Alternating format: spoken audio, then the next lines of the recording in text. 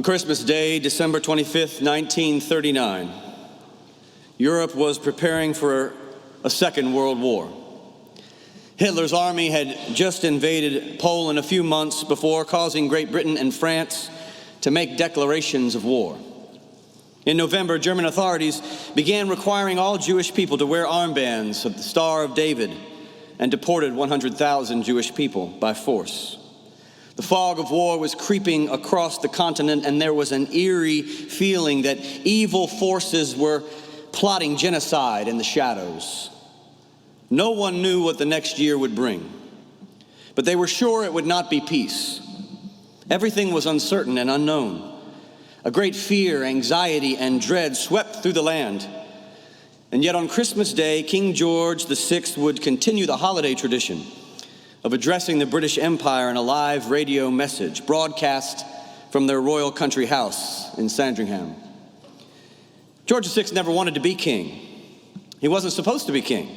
He only became king because his brother abdicated the throne. He was not comfortable with public speaking and struggled to overcome a debilitating speech impediment which has been immortalized in the Oscar-winning film, The King's Speech. George was a shy, nervous man who would have preferred to have remained the Duke of York, living a quiet life out of the public eye with his wife and daughters. Nevertheless, all unwillingness aside, this reluctant ruler and unlikely monarch would rise to the occasion and speak a word to the British people and the world that was sorely needed in that time of fear, uncertainty, and trouble. With a few deep breaths, he began to speak slowly yet solidly, measuring his words carefully, speaking from the heart. "A new year is at hand," he said. "We cannot tell what it will bring. If it brings peace, how thankful we shall be. If it brings us continued struggle, we shall remain undaunted." Then he recited a poem written by Minnie Louise Haskins that was given to him by his 13-year-old daughter, Elizabeth. "I said to the man who stood at the gate of the year, 'Give me a light that I may tread safely into the unknown.' And he replied, 'Go out into the darkness and put your hand in the hand of God. That shall be better than light and safer than a known way.' So I went forth, and finding the hand of God, trod gladly into the night." I take great pride today in knowing that it was this same time in history, an era of unprecedented volatility, uncertainty, complexity, and ambiguity, when the future was unknown, that our community, Myers Park Baptist Church, was born. No one could have known what the world would look like in a year, let alone 3 or 5, when our church was founded. Many believed that starting a church in the middle of a war was preposterous at best, or foolish at worst. But our founders believed the sacred sense of belonging that a religious community can provide was the only antidote to the madness of war. So they took an extraordinary risk and embarked on an audacious mission with no earthly idea of what was set out before them, no certainty of what would occur, no assurances that they would be successful. They did the unthinkable. Brave and bold does not begin to describe their efforts. They were heroic, valiant, fearless, possessed by a dream.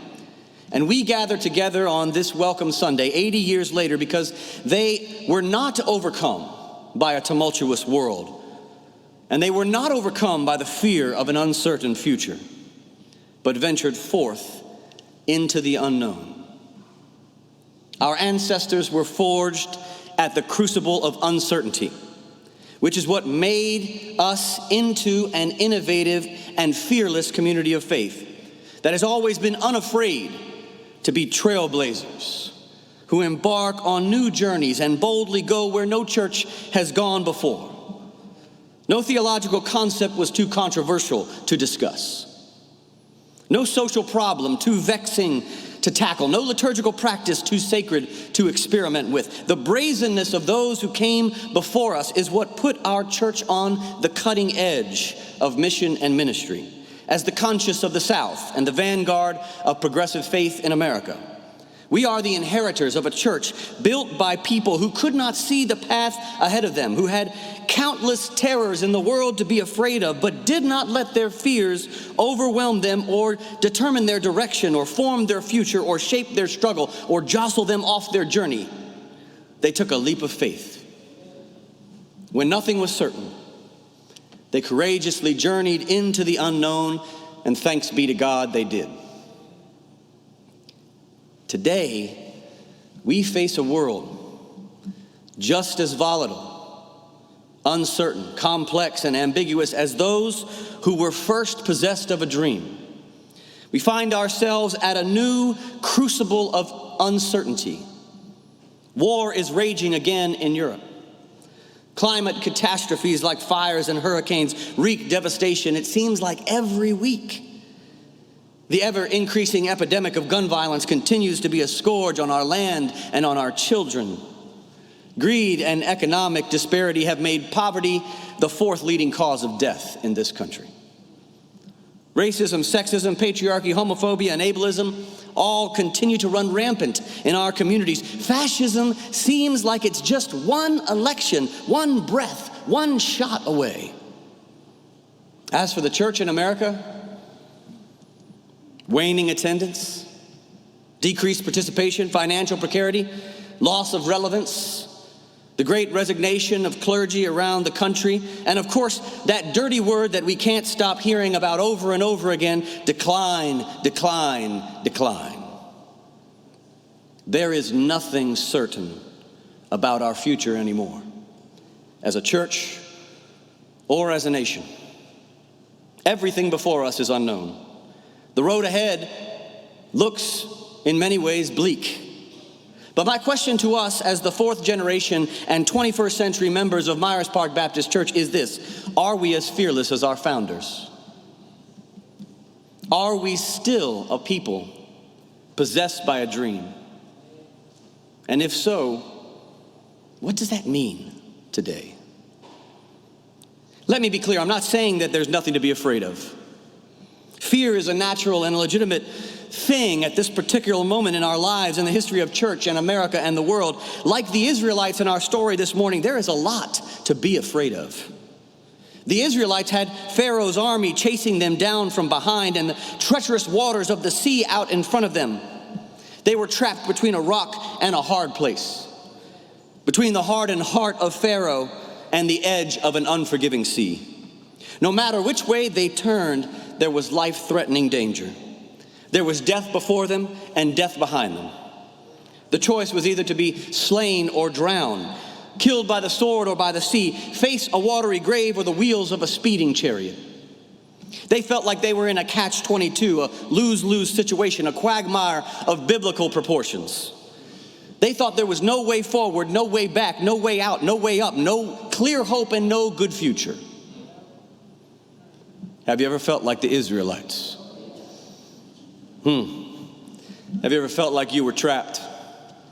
Like you were stuck in life? Have you ever been in a situation where you can't go back, but you're too afraid to go forward?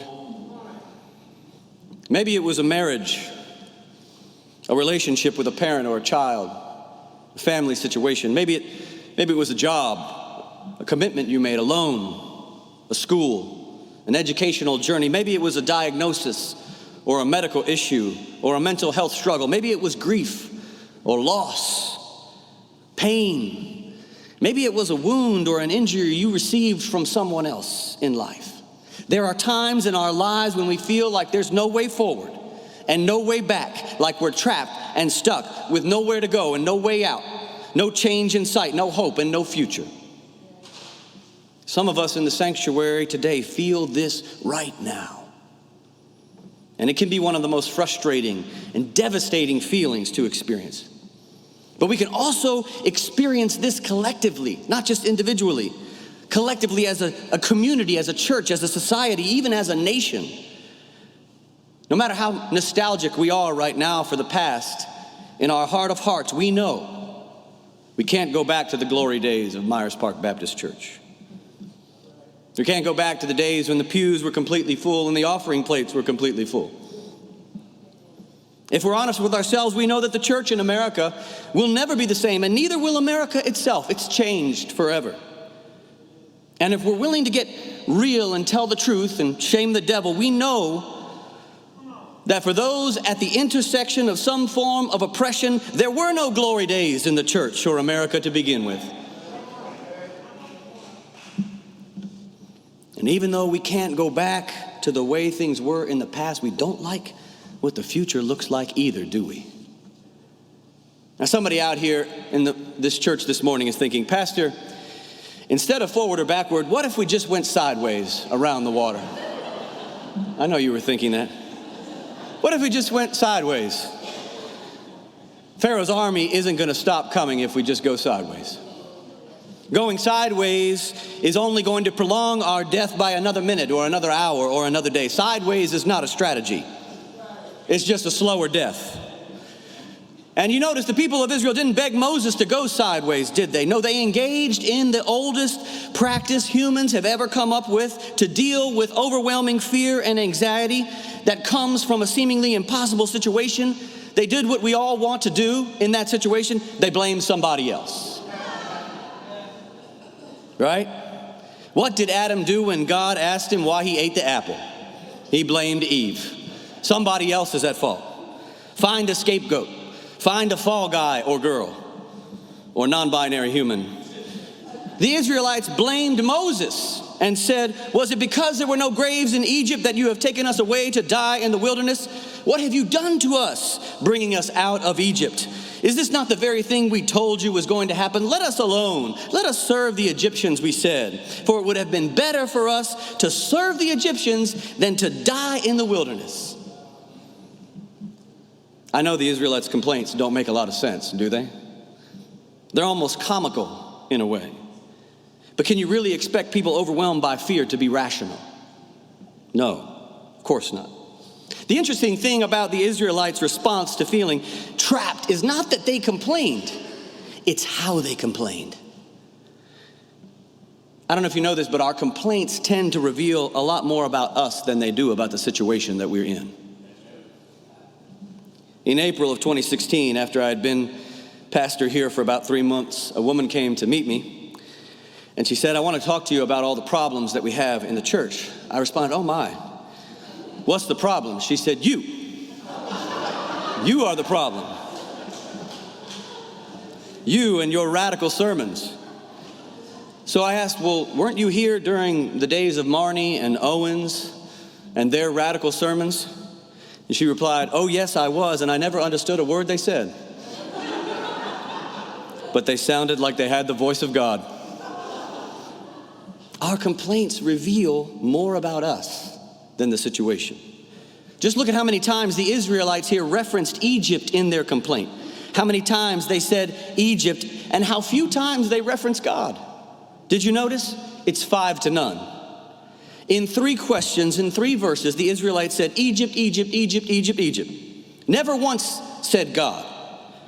It's astonishing that the Israelites did not see the threat from Pharaoh's army as a spiritual emergency. In fact, their complaints don't even concern God at all. Instead, they see their experience as a crisis of leadership, when in reality, they're having a crisis of faith. They blame Moses for being unwise and dangerous and impulsive and miscalculated, taking them on a wild goose chase out into the wilderness to die, but of course, they're wrong. But Egypt was the only name they knew. It was the only name on which they had come to rely on. The name they loved to sound over and over again, and in their fear and anger over the situation they faced, they named Egypt and blamed Moses, but God's name was nowhere to be found, completely absent.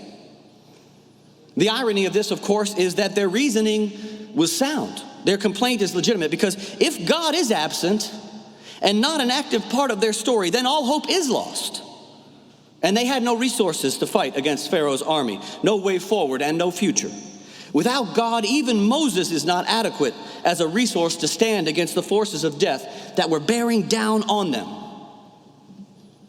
Like a lot of us, when the Israelites found themselves in what seemed like a no-win situation, Their fear and anxiety led them to paint a despairing picture of reality that only included themselves and the Egyptians and no God. They'd taken God out of the equation. And there's no hope in such a scenario. But that's where Moses intervenes in the story, to present an alternative vision to their situation that brings God back into the equation. Even though they blamed Moses for the quagmire they were in, Moses refused to turn on the people of Israel or give up on them. They say the leader is a person who blames no one and always takes responsibility. And Moses did that in this story. And his response to the people of Israel is synonymous with the refrain that is found 365 times in the Bible, one for every day of the year. Do not be afraid. Do not be afraid, Moses said. Do not be afraid. Stand firm. See the deliverance that the Lord will accomplish for you this day. For the Egyptians whom you see today, you will never see again. The Lord will fight for you. And you have only to keep still and stay calm. Moses refused to accept the despairing picture of reality found in the people's complaints and instead offered them a vision of hope for their future that was staked in the claim that God is still there. God is indeed active. God is alive and animated in their story, working as the decisive character in their crisis. He reframed the entire crisis of Israel around the presence and the power and the fidelity of God, whom they had not yet permitted to enter the horizon of their struggle. Moses put God back in the equation. And with God in the equation, everything changes because God changes the equation. When God is not in the equation, all we have is us and our humanity. When God is not in the equation, all we have is ourselves. When God is not in the equation, there's no way forward and no way back. When God's not in the equation, there is death before us and death behind us. The odds are stacked against us. We're trapped in an impossible situation. When God is not in the equation, there's no way forward, no way back, no way out, no way up, no clear hope, and no good future. When God is not in the equation, there's nothing to prevent our fears from overwhelming us, shutting us down, stopping us in our tracks. But if God is in the equation, then it isn't over till it's over. For all the football fans here on Kickoff Sunday, it isn't over until the final whistle blows. But when God's in the equation, things that seem impossible suddenly become possible. When God's in the equation, war and climate catastrophe and gun violence and poverty and death are not inevitable. When God's in the equation, and racism and sexism and patriarchy and homophobia and ableism, they're not the last word. When God's in the equation, then Christian nationalism and fascism are not the last chapter of America's story. When God's in the equation, church decline is not the only story of what is occurring in the church today. There is something else. There is a new story. When God is in the equation, another word is possible. Another chapter is coming. The end is not the end. The reason, as progressive Christians, the reason we're so overcome so often by fear and anxiety and doubt and distrust and despair, the reason we're so often succumbing to complaining and scapegoating our leaders, the reason we can't see our way out of a seemingly intractable situation that we found ourselves in is because we've taken God out of the equation. We want to throw the baby out with the bathwater. We throw God out with the bad theology instead of just the bad theology. But God is the one who makes a way where there is no way. God is a way maker who builds a path where there is no path, even though it seems like there's no way forward. When God is in the equation, winds come out from the east, waters get divided, walls appear on our right and left, a pathway through the sea appears before us, seas turn into dry land. When God is in the equation, something always opens up in front of us. But that's not the end of the story, even here in Exodus, is it? If it were, then we'd be left with a half-baked theology that leaves everything up to God and leaves us off the hook, a theology of human abdication where we bear no responsibility for working with God in the process of our own liberation. Because when God reemerges in the narrative, God does not just do for the Israelites, but issues a call for them to engage in daring action. God can lead us to the living waters, but God can't make us drink. God can part the sea, but God can't make us walk through or journey through. When God spoke to Moses and to the people, God said, Nasa in Hebrew, which means move. It's a command. Journey. Go forward. Our ancestors faced the crucible of uncertainty in the world. They stared into the abyss of an unforeseen future. They experienced fear and dread of a world that was unraveling by the minute, but they did not let their fears or anxieties overtake them.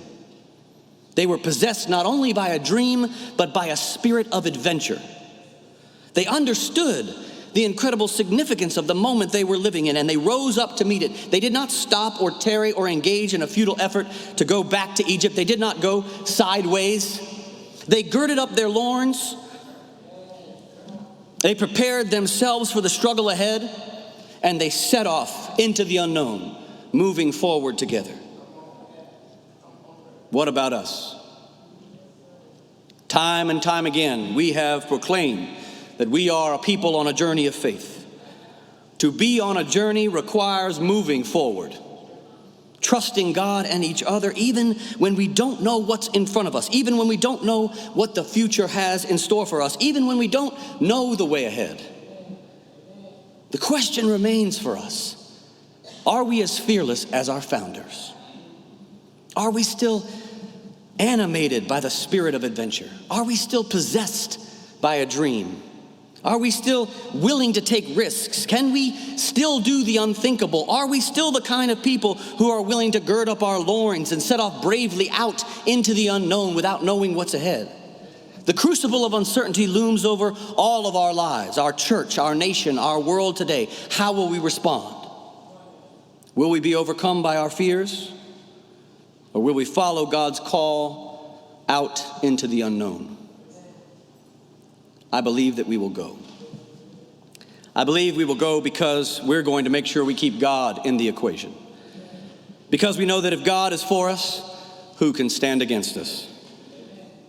We may have no idea what the future holds, but if we move forward together, we can do so because we know that if God is with us, there is nothing to fear. Amen.